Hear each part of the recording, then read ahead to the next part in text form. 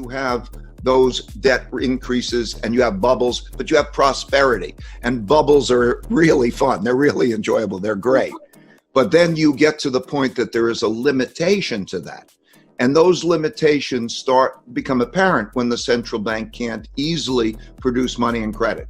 That starts when you hit zero interest rates, because then you can't do it the same.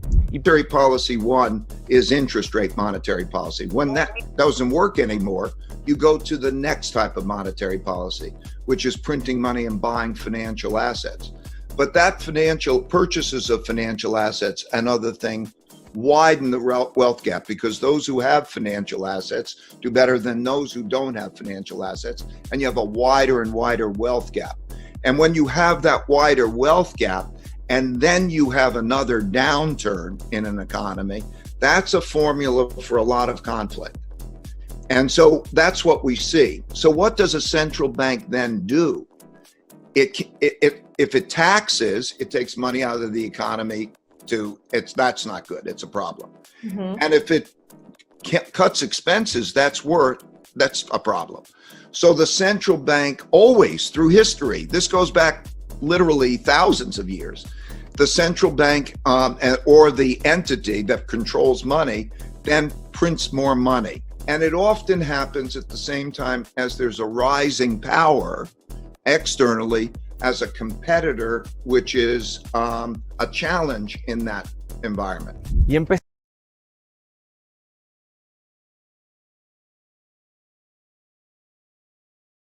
When you get to the end of the arc, if money is hard, when it was connected to gold or it was gold, they always broke that link. And if it was soft, they would always print more money. And you can't raise living standards by printing more money. You can redistribute it. Certainly the money that is being received by those in the form of checks and they go out and spend it helps their living standards. But what it does is it diminishes the value of that cash, and it diminishes the value of bonds, because bonds are a promise to receive a lot of currency. And it shifts wealth to financial assets. It always sends stocks higher, like my 1971 lesson. It always sends gold higher. And it also always shifts the impact of currency. So when we're looking at this, we're going to also see, I think, the rise of the increased importance of China's renminbi as a currency. It's got a long way to go before it's going to be a reserve currency. And more you're going to see the internationalization of the renminbi. You're going to see capital flows move in those directions. Buenas tardes desde and Economy those kind of analogous movements have Estados repeated Unidos through history. Imprime dinero de una forma bestial en el año 2020 que continúa en el año 2021. ¿Y por qué imprime dinero? Primero porque su economía se lo puede permitir y porque el resto de los países se lo permitimos, de momento. Pero cada vez que Estados Unidos imprime dinero, algunos países, con referencia al dólar, se empobrecen por culpa de la emisión de la Fed por parte de los Estados Unidos. Aparte que la deuda que tiene Estados Unidos es desorbitada, no se puede decir que se pueda pagar a largo plazo, a menos de que venga una inflación por cambio de moneda. La emisión de dinero por parte de la Fed de los Estados Unidos, si no causa hiperinflación en estos momentos, es sobre todo porque lo que hace es pagar la deuda que tienen las familias. Mirad, en la crisis del 2008, básicamente lo que pasó es que se prestó dinero a familias, sobre todo vulnerables, endeudándolas muy por encima de las posibilidades para que unos pocos se enriquezcan, y toda esa deuda que era impagable por la productividad y por el futuro de los trabajos que iba a haber estos 10, 15 años desde el 2008, al no poderse pagar esas deudas, lo que hacen es emitir dinero y pagar deudas que tienen las familias con cheques, rentas básicas, etcétera, etcétera. Es decir, sin ningún tipo de productividad se emite dinero y todo el dinero que se está imprimiendo va a pagar deuda. Es por eso lo que está pasando en estos momentos. Muchos se preguntarán, ¿pero qué pasa con la deuda? Si aumenta tanto, ¿qué va a pasar después? Pues es que es una incertidumbre. Lo que está claro es que una vez que se pague la deuda, toda la deuda que la está cogiendo los bancos centrales o la FED en los Estados Unidos, para que los inversionistas no se vean afectados por esta emisión de dinero brutal, o que los países o los inversores, hablamos de familias también, no puedan pagar las deudas o devolver las deudas a los bancos. Porque, repetimos, si la FED o el Banco Central Europeo no emite dinero, todos los bancos hubieran colapsado. Todos. O sea, eso que pasó en algunos países como España, Bankia, hubiera sido nada comparado con lo que hubiera pasado si el Banco Central Europeo o la FED no emite dinero. O sea, si se está imprimiendo dinero a mansalva, como dice Niño Becerra, una economía sujetada por anfetaminas, ni más ni menos que es eso. Es por eso que lo único que hace es tapar las deudas, pagar las deudas que tienen con los bancos, las familias, algunas empresas o muchas empresas. Por eso es una incertidumbre de aquí al 2022. Muchos son los economistas o expertos en economía, como Ray Dalio o Robert Kiyosaki, que dicen ya que el fin del dólar se acerca. Pero ¿cómo se acerca? ¿Será una destrucción poco a poco del dólar? ¿Qué pasará? Es la gran incertidumbre. Lo que está claro es que nada va a ser igual que los 70 o los 80. La gente envejece y Estados Unidos ya está ocupada por millones de latinos, otras personas que nunca han nacido en los Estados Unidos, y la economía cambia totalmente. Cambia por la forma de crecer de la economía. Ya se habla de que en Nueva York solamente el 15% de las oficinas están ocupadas para trabajar. El resto se están pasando a ser viviendas para alquileres o para la venta. Lo que está claro es que la COVID-19 lo que nos ha traído es una destrucción y una reconversión, así como una refinanciación, una venta de una empresa a un inversor. La productividad está por los suelos. Entonces el gran problema que tienen países de los cuales nadie se fía ya es como Estados Unidos.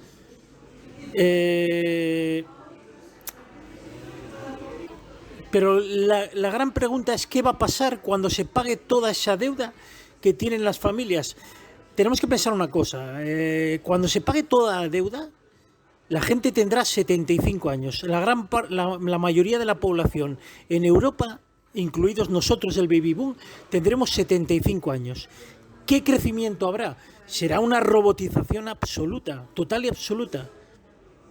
En Estados Unidos, en Europa, el trabajo va a desaparecer en un 80%. Lo que está claro es que con esta pandemia los que mandan arriba lo tienen todo muy bien orquestado, lo tienen muy bien pensado, todo planeado. La pandemia les ha venido muy bien para evitar una deflación, para destrucción de empresas zombies. Entonces, bueno, ¿qué va a pasar? La implantación de una renta básica es muy probable. ¿Cómo se pague la deuda? Una moneda digital. ¿Qué va a pasar con los bancos? ¿Van a desaparecer porque una moneda digital va a depender totalmente del Banco Central Europeo, de la FED, sin necesidad de intermediarios como los bancos? ¿O van a utilizar a los bancos como asesoramiento y van a seguir imprimiendo dinero, prestando dinero, aunque los tipos de interés vayan a bajar? Desde nuestro canal decimos que van a seguir bajando negativamente. Los bancos centrales van a emitir dinero prestado a los bancos con tipo negativo, que lo que van a hacer es que no pierden dinero. Pero va a llegar un momento que se presta dinero y se devuelve menos dinero del que se ha prestado. Lo que está claro es que el mercado inmobiliario es lo que mueve la economía totalmente. El monopolio en el mundo está totalmente orquestado por los bancos y los bancos centrales. La mayoría de los productos, mientras bajan de precio, la productividad aumenta.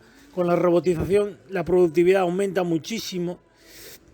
El bajo coste de la fabricación de esos productos pues cambia mucho las cosas, pero si no hay renta disponible es difícil de pagar la deuda a largo plazo.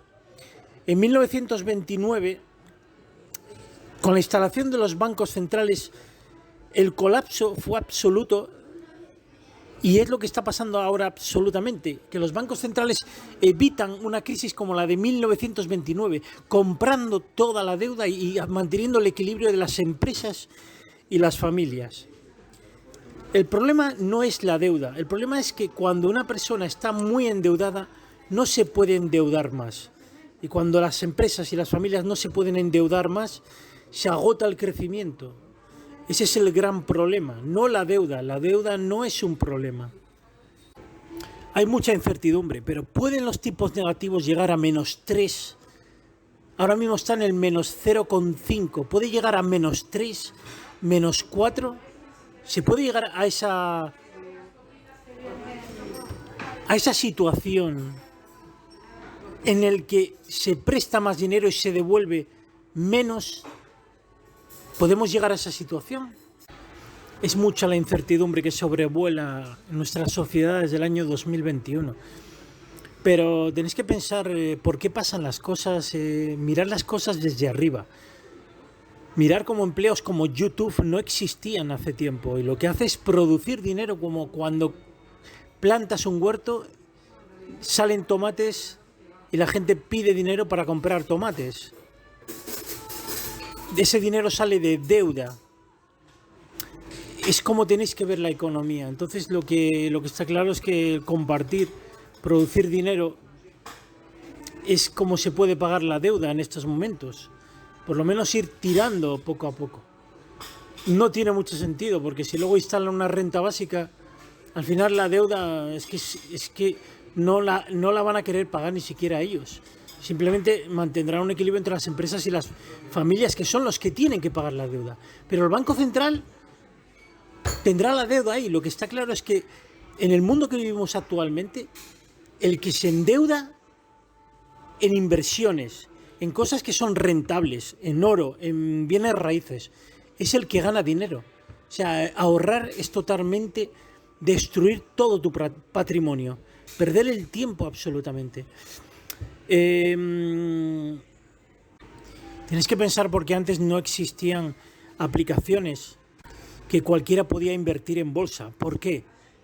A cuento de que salen esas facilidades a la hora de invertir por parte de gente joven de 20 a 25 años, que antes no era posible, o para la gran mayoría, que te lo meten por los ojos en televisión.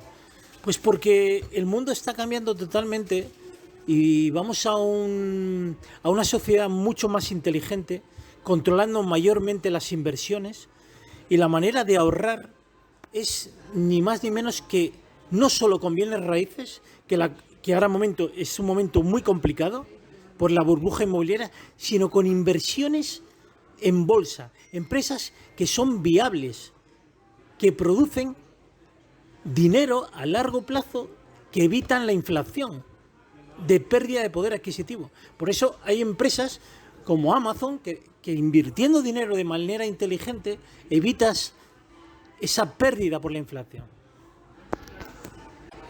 Lo que está claro es que los de arriba, los bancos, los que mandan en los consejos de la FED, de los bancos centrales, lo que está claro es que están educando a las sociedades de hoy para que sepan invertir y mantener el juego de las inversiones, de la bolsa, del mercado financiero, para que todo esto no se vaya abajo, evitando un colapso.